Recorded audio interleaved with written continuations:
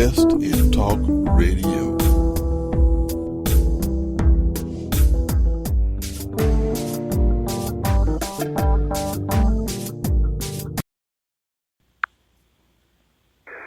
Hey, my friends, this is T. Gerard Williams of the T. Gerard Williams Show, your host and your executive producer.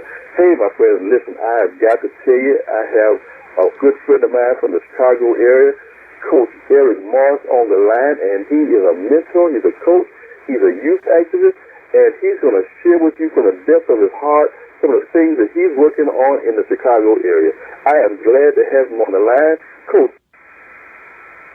Hey, what's going on? Glad to be here. Been blessed. Here in Chicago, it's a little windy, but I'm honored to be here on the line with you, man. Honored. It is my honor and it is my pleasure, my brother. I tell you, listen, I am so glad that you called in and listen, I realize things are happening at a fast pace, and you are taking the bull by the horns up there in Chicago. So without any further ado, man, listen, I'm going to give you the floor. Share with my listeners what's going on, and we'll talk. Go ahead, my brother. All right, yeah, I've been blessed, man, and I'll just be really honest with you. When I share my story, and I've shared it across this country, I've shared it with thousands of people, young people, older people, just to let people know about perseverance. I myself, as a testament, my story, my parents divorced when I was 11 years old. My mom wanted to serve the Lord. She was an evangelist. So when I tell this story, I tell people it was my mom's faith that led her to separate from my dad. My dad wasn't honest about some things, and he really didn't want to live right. I was 11. I was a young guy. I didn't understand. My brother was a year older than me, and I had a sister. And we were on the south side of Chicago. My mom and dad grew up in the projects together on the south side, went to high school, and they forged this relationship, and they were married. And when I saw that split, that was the beginning of what I thought was my downfall. But now that I speak and tell my story, it's more like my testimony, so my message now. And so what happened was when they divorced, when I was 11, we moved into a home in Chicago with 5 other divorced women and their families. So we had this structure of just living at home, or the water might not be on one day. We were eating government-assisted food. I didn't know nothing about WIC because I wasn't around then. It was government cheese and government peanut butter, and it seems like we was eating rice and chicken feet every day. A lot of people feel like, hey, that's good, but every day you get a little tired of it. It was days where we had to take our clothes out to the alley because the water wasn't on. It was days where the heat wasn't on. I was sleeping in a winter coat. So those were things that I began to get bitter. I was upset. It was days when my mom, she would leave the country to go do missionary work. She'd be in India and Pakistan, and me and my brother would be sleeping in the church. There's days that I took baths in not a bathtub but a sink. Literally stand up in the sink and just bathe myself because we were at a situation in our lives, me and my brother and my sister, where we kind of fended for ourselves. And my mom only did what she knew what to do, and it was her best. And so when she got remarried, my stepdad is from West Africa. I'm blessed both of them because they both passed away. But they were really strong on ministry, and my mom only understood what she can do. So that even made me upset, that you're going to marry somebody, not remarrying my father, which I had this dream idea, like most kids have, that mom and dad going to get back together. But as I got older, I began to see what my mother was talking about. It was times when my mother would physically whoop me because she saw my father in me. She saw that arrogance. She saw that foolishness in me. So she said, I will whoop you to get your dad. I'll whoop your dad out of you. And there were times that I was beat with extension cords and stuff like that. And I share this story to a lot of kids, and I see the faces, and I see the looks on their faces. And so I've experienced all this. I know how to take a bar of soap and put it in a pot and make dishwashing liquid. I know how to wear the same clothes, iron them all the time, to sprinkle powder on them so they have a fresh smell. I know what it's like to be bullied and made fun of. And I also know what it's like to sit on the porch and wait for your father to come because he said he's going to visit and he don't show up. And so all these things began to build bitterness in me. And what happened? By my 8th grade year, I was so rebellious that my stepdad and mom told me to leave. And they said, well, if you really want to stay with your father, that's what you do. And that's when my life really began to spin out of control. I went and stayed with him because I thought the grass was green on the other side. And you know as well as I know, if we take grass and flip it over, it's dirt. And that's what I ended up going into, a lot of dirt, barely made it out of high school. My father introduced me to my first scale. I would see bricks of marijuana sitting in the house. And I would be able to have fun, have parties. Now, you're talking to a 13, 14-year-old kid that's able to do whatever he wants. I would have my girlfriend stay over at the house 3-4 days, and I got guys in high school, they can't do none of that. So I was like the party guy. And I thought I was doing the right thing when in actuality I wasn't. And I know my mom was hurt because she never seen me graduate high school. She never seen me play a high school basketball game. My picture is on the wall of fame in my high school now. And if you look at the picture, my wife looks at it and she said, you look like you was okay. I said, babe, I was hurt. I was running from something. I was running from the very calling that I'm doing right now. And that's speaking to our young people. And I'll never forget, before I left, before I was put out, there was a lady who told me when I was younger, she said, I see you speaking to a lot of people. And I didn't want to hear that, man. You know, I wanted to be with my dad. I wanted my mom and dad to be together. We went from having toys to moving into a home where things were broken up. We went from having heat to we don't know if the heat was on. I went to public school to going to a Christian school. The president of the school kind of helped us out. You know, it would be days we would be sleeping in the church. I really wasn't feeling that. So when I was able to release my anger, I did things in high school. I began to get involved with drugs, began to drink, and I was a ball player. So even after that, ended up going to college. Barely made it out of high school. Got a 13 on the ACT twice. Made it into a historically black college. Was kicked out with a 0.8 GPA. At that same time, I got into some trouble being around some friends in the area. Now I'm looking at 3 to 13 years felony time for drug possession. And the very people that I hurt, the man that I made fun of his accent because he was from West Africa, didn't care if he escaped the war. The Liberian War, I didn't care. I made fun of. Those are the people that came and rescued me. When I was sitting in court, when I was in that holding cell, the things that I saw and the things that I heard now, I don't know if any of your listeners are familiar with the Chicago or the Illinois State Judicial System. They have certain holding cells, they have certain courthouses that have high conviction rate. I happen to be in one of the top ones. They have a 98.6, meaning it's almost like a roach motel. You check in, but you're not checking out. And they came to my rescue. I was blessed to get a huge slap on the wrist. According to what my dad was telling me, my friends, lawyers, were trying to put everything on me. I didn't understand, and that's part of my story. And the judge pulled me to the side along with my friend, and he granted me something that they don't give a lot of brothers that they don't have a lawyer. And that was, first of all, I used to get high. I had to stop doing that. If I made one bad drop, I would have to serve the whole full sentence. Second thing was I had to move. Didn't want to do that. Everything that I bought with drug money, all the friends, all the girls that I knew, I had to leave. So I had to be in the custody of my stepdad and mom. Well, which is my mom, my stepdad, excuse me. So I had to go live with them. So everything that I didn't want to do, I had to do it. Then I had to stay out of trouble for 5 years. And my case would be expunged by the FBI, the feds as we call it. And it'd be sealed up, meaning nobody could pull it up. Then I had to stay out of trouble for 5 years. Then part of that was I had to serve close to 800 hours of community service. And that was from 92, and I'm here to tell you, in 2005, my case was expunged and sealed up, never to be seen again. In that same year, I was nominated Who's Who Amongst America's Teachers. The year before that, in 2001, I graduated Rockford College with a 4.0 GPA. At the same time, I went back to college to play basketball. Even after that, I became an assistant coach. Even after that, I had free agent trials for different teams that I tried out for in the 90s. Was given an award by Trey Songz in 2007. Was given an award by MetLife in 2007. Became a teacher, became a dean, and I've just been speaking, and doors have been open. I've been able to meet everybody from Vice President Al Gore when he was the Vice President to T.I. opened up for him, to Trey Songz. I did a tour with him talking about the violence and the stuff that's going on here in Chicago and other cities, even down south and out in California and in other places, man, where it's just really young African-American kids. And to be honest with you, just young people crying out. So I have truly been blessed, man. I've truly been blessed. Well, it sure sounds like it, brother. I tell you, that's a great story. And you know what? It sounds like it was headed to be a tragedy. But you know what they say, that what the devil means for evil, God turns it around for good. Yeah, brother, I am glad to see that. Man. It's funny that the year I was coming off expungement, that was my year as an educator, and I ran from education. So that 2005 year, I was nominated Who's Who Amongst America's Teachers, and then at the same time, they were filling up my record. So I think my life had came full circle, and I only can give glory to God. That's all I can give glory to. Yeah, that's true, man. That is definitely true. Wow. So listen, you've been doing the ministry now how long? Talk about the ministry, your motivational speaking ministry. Well, the cool thing about that was during my probation time, I was asked to leave the area I was at. and I couldn't come back. Meaning, if I got caught with a traffic ticket, that was part of the expungement deal. So when I left, people actually thought I was dead. People didn't know where I was at. And I moved to the far north side of Chicago, which is a suburb where Northwestern University is.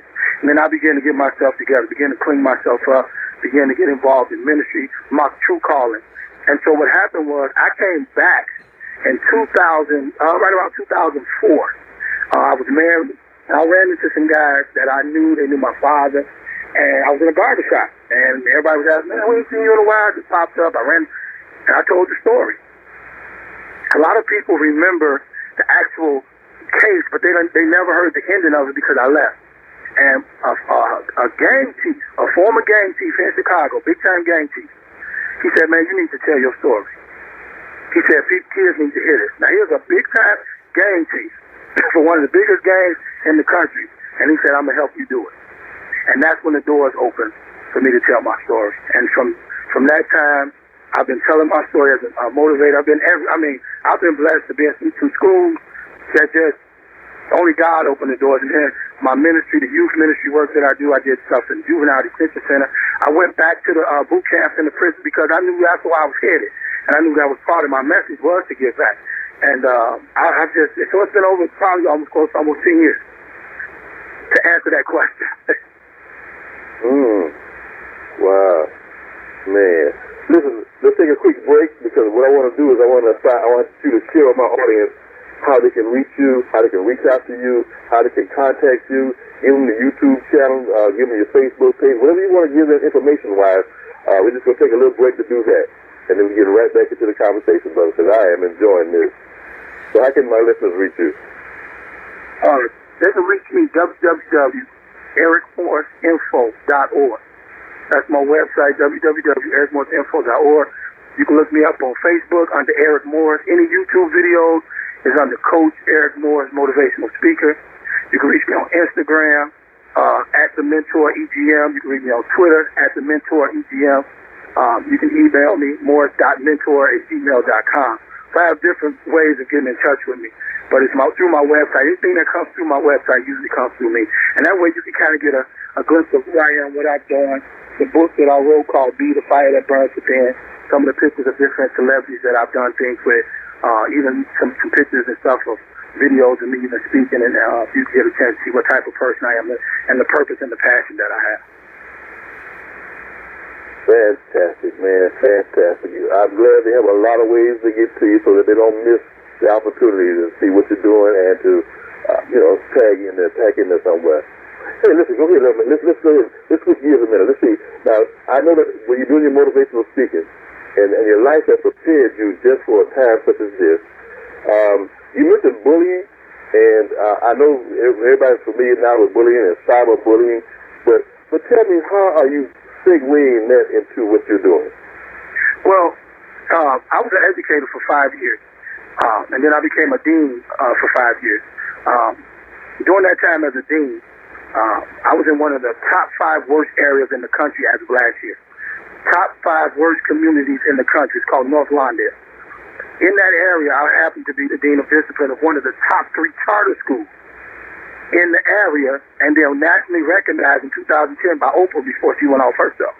And what I began to see is kids going through some of the same things that I went through when I was 11 and 12 years old. See, the problems don't change, it's just the faces. And how I began, when I became a teacher, I saw it at the high school level. I saw the peer pressure.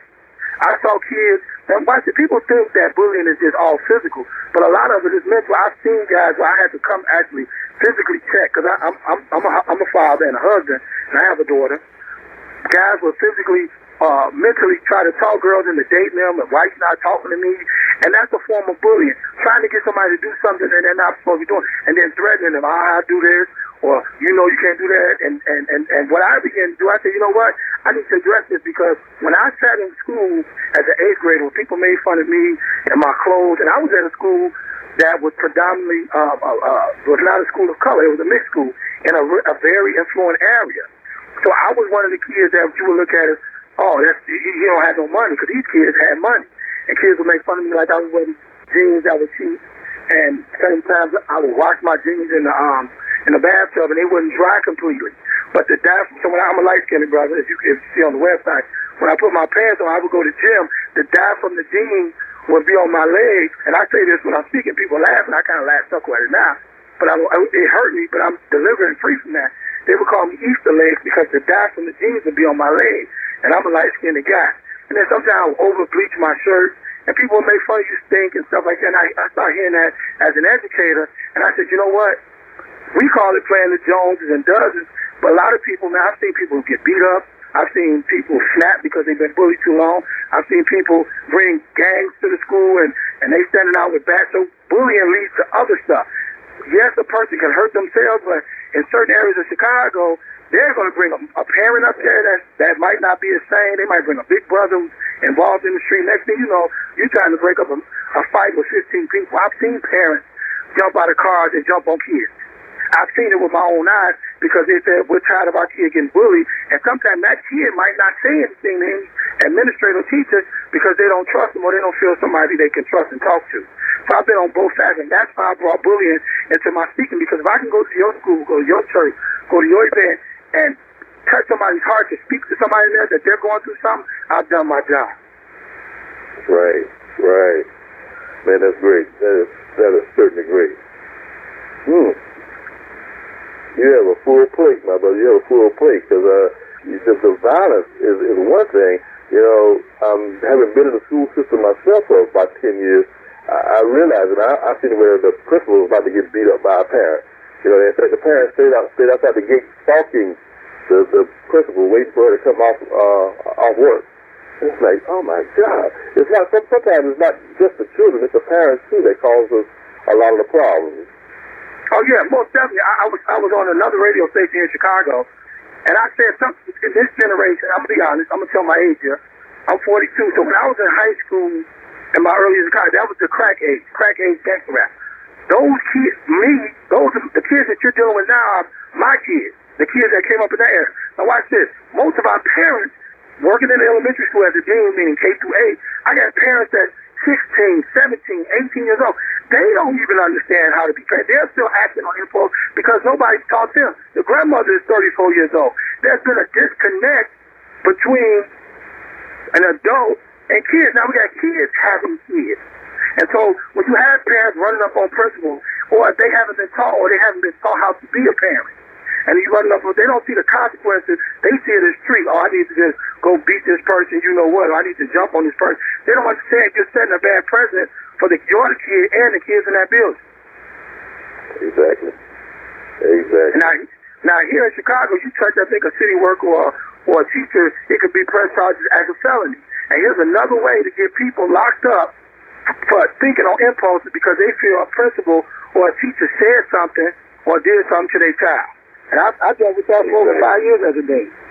And it was never the teacher or the principal hitting the child. It was she didn't let him be in the party. And I'm coming up there to do it because the way they live at home is the way they think, and they perceive that they should live that way all the time. And we need and I say this a lot when I go out and speak, even in parent groups, we need to transform or renew the way parents even parent and the way parents think. That is so true. So true. There's been a disconnect. I remember I was talking to my stepdad when I got my house together, as I would say. He said in Africa, the preacher and the teacher are held to higher standards than the president or the government because of the corruption in the government. And the teacher is the person teaching that is nurturing the kids to be something better than what they see. But we have it backwards here. People look at celebrities, they look at this, they look at rappers, and the teacher is below that, and the teacher is the one giving you the information so you can be somebody. Exactly. They had never seen that until they got to America. Well, you know, we always say if the root's messed up, you know the fruit's messed up. Right, that's it. And that's the bottom line. I mean, it's with all the violence here in Chicago, a lot of this violence is, and I'm gonna be very honest when I say this. A lot of these young brothers, and I've been out here, their parents know that their kids are, cutting up, or they're harboring somebody that's doing some illegal activity, but they won't say anything. So that's the thing that the people and the community is fighting against. See, we're the first line of defense before the police, the people in the community. That's why when you go to other communities, you'll see, man, why they school like that? Because the people figure, I pay tax dollars, I'm a homeowner, my school should be of a certain standard. So when people do stuff like that, they take care of the community. You won't see the police over here. But when you're in certain communities where there's no home ownership, there's nobody invested into the schools, into the park, then you got kids running around. You got, oh, that's my baby. He all right, leave the boy, let the boys do the boy. But they're running around with guns. And because I did it. I seen it. I was around it. It was no sense of ownership. It was no sense of accountability.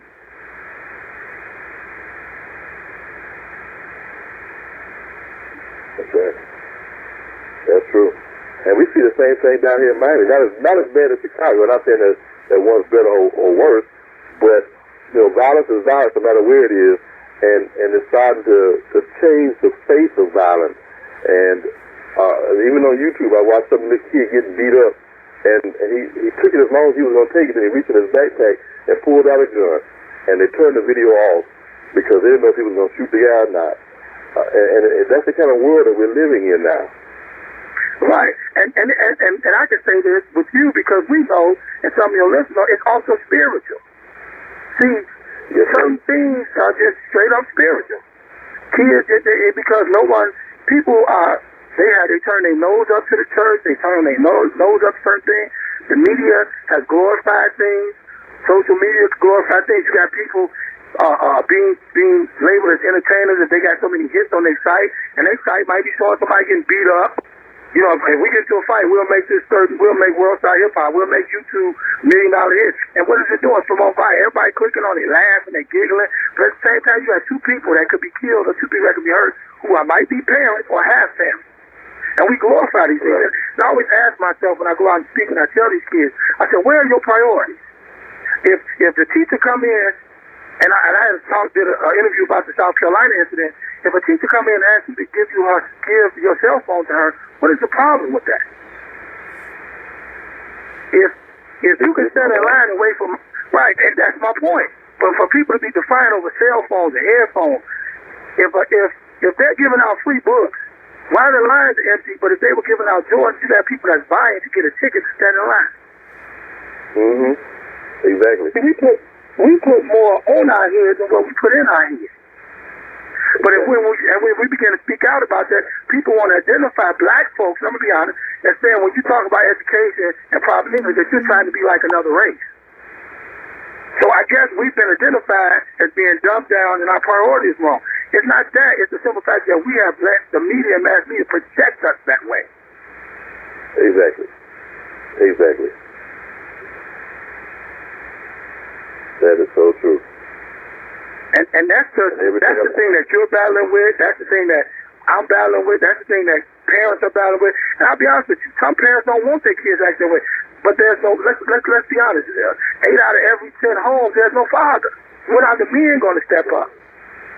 Right. Because we're the providers. We're the first line of defense. But the men in the community, they don't know how to be men because now we got kids having kids. So the father might be 16. He don't have a clue. All he know how to do is hustle.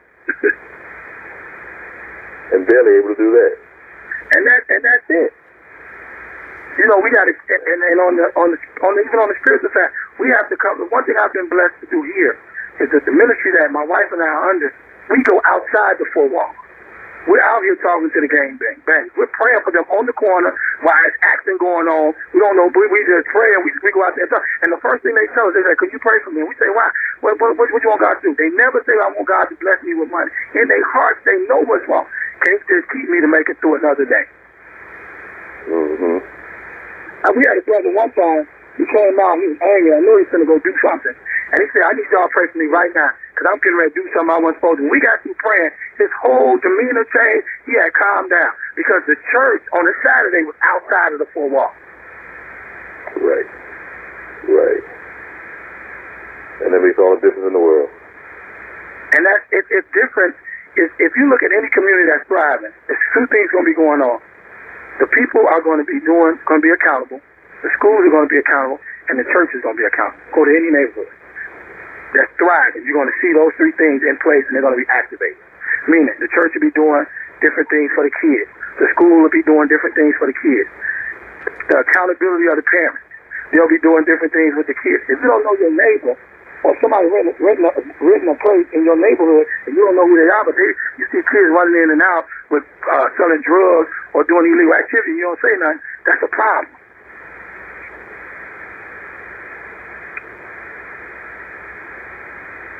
It is.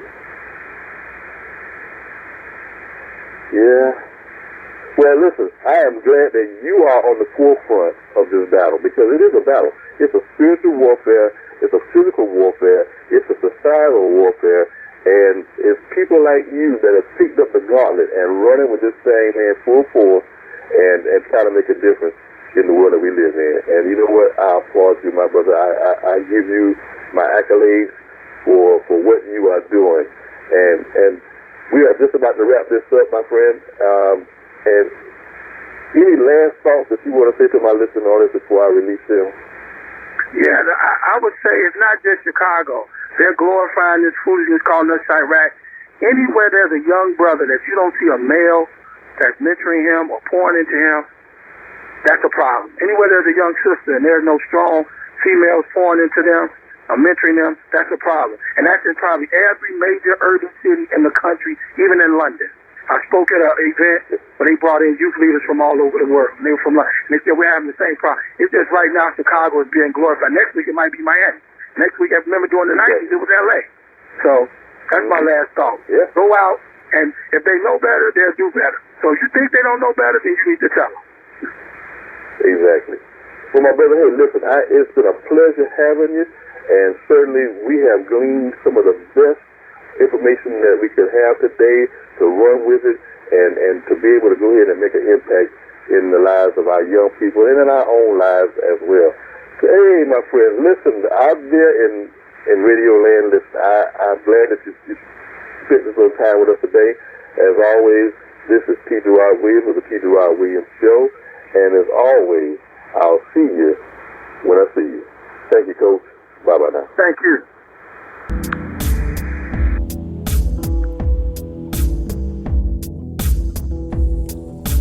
If you're talking about it.